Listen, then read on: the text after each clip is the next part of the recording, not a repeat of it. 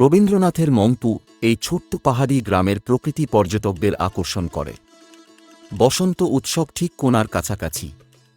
অনেকে এই ছুটিতে শান্তিনিকেতনে যান, কিন্তু সেখানে না গিয়ে এবার বরং রবীন্দ্র স্মৃতি জড়িত এই জায়গাটি দেখতে যান, যার নাম মংপুর। এটি অবশ্যই আপনার মনকে আরও ভালো বোধ করাবে।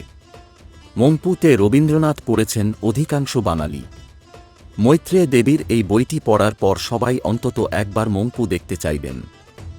পাহাড়ের পাদদেশে মংপুতে এই ভবনটি বিশ্বকবির স্মৃতিতে ভরপুর। কবির স্মৃতিতে ভরপুর এই ভবনটির তাৎপর্য ও সৌন্দর্য অপরিসীম। ৩,৭৫৯ ফুট উচ্চতায় মংপু এখন একটি ছোট পাহাড়ি শহর, কিন্তু কবির সময়ে এটি একটি পাহাড়ি গ্রাম ছিল। এই গ্রামটি প্রথমে সিনকোনা চাষের মাধ্যমে বিখ্যাত হয়ে ওঠে।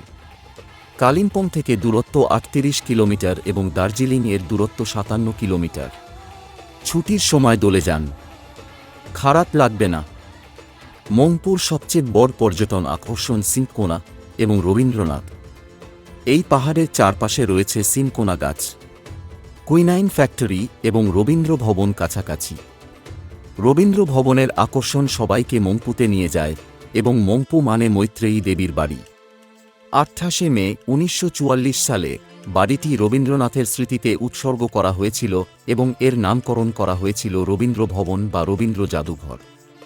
এই বাড়িতে বসে কবি লিখেছেন ছেলেবেলা, নবজাতক, জন্মদিন। ১৯৩৮ থেকে ১৯৪০ সালের মধ্যে কবি ৪ বার মংপু পরিদর্শন করেন।